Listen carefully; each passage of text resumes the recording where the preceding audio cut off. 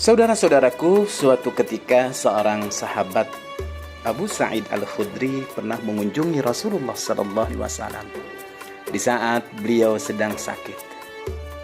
Ketika Abu Sa'id datang menjenguk Rasulullah SAW, beliau meletakkan tangannya ke badan Nabi Muhammad SAW. Ternyata panasnya luar biasa. Lalu Nabi pun berkata, "Inna kadzalika yushaddadu 'alaina al-bala wa yudha'afu lana al-ajr."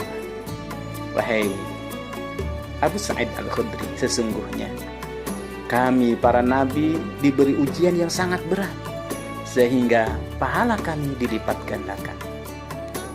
Abu Sa'id pun bertanya pada waktu itu, "Ya Rasulullah, siapakah sih manusia yang paling berat ujiannya?" Rasulullah pun menjawab, "Al-anbiya, thummal ulama, thumma salihun, kana ahaduhum yubtala bil faqri hatta ma yajidu ila al-'aba'ata yalbasuha wa yubtala bil khumali hatta yaqtuluhu wala ahaduhum ashaddu farhan bil bala min ahadikum bil 'ata."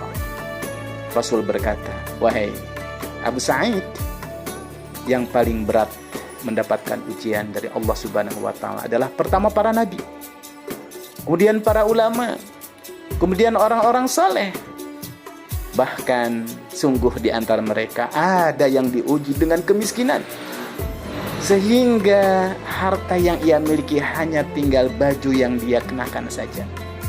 Bahkan ada juga di antara mereka yang diuji dengan kutu di badan dan di rambutnya, hatta yaqtuluhu, sampai kutu-kutu itulah yang menghantarkan kepada kematian mereka.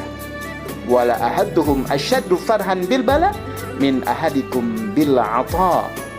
Dan Rasulullah pun berkata, "Ketahuilah, sesungguhnya para nabi dan orang-orang soleh itu lebih bergembira dengan ujian yang dideritanya melebihi kegembiraan kalian di saat mendapatkan rizki." Hadis riwayat Al-Baihaqi dalam kitab Al-Kubra. Saudara-saudaraku, seperti itulah baginda Nabi besar Muhammad sallallahu alaihi wasallam bersama orang-orang soleh mengajarkan kepada mereka. Mereka ternyata bisa berbahagia di saat mereka sedang sakit. Bahkan mereka lebih bergembira dengan ujian yang dideritanya melebihi kegembiraan yang dialami oleh orang-orang yang baru saja mendapatkan harta. Kegembiraan karena keyakinan bahwa sakit yang diderita akan menjadi sumber pahala dari Allah Subhanahu wa taala. Suatu ketika ada seorang sahabat yang bernama Sa'ad bin Abi Waqqas radhiyallahu anhu datang ke kota Mekah. Pada waktu itu beliau sudah menginjak usia tua dan matanya sudah mulai buta. Melihat kedatangan Sa'ad bin Abi Waqqas hendak datang ke kota Mekah, maka masyarakat Mekah pada berdatangan menyambutnya, karena mereka meyakini bahwa doa Sa'ad adalah sangat mustajab seperti yang dijanjikan oleh Rasulullah SAW. Satu demi satu orang minta didoakan kepada Sa'ad, sampai akhirnya ada seorang pemuda yang bernama Abdullah bin Sa'id.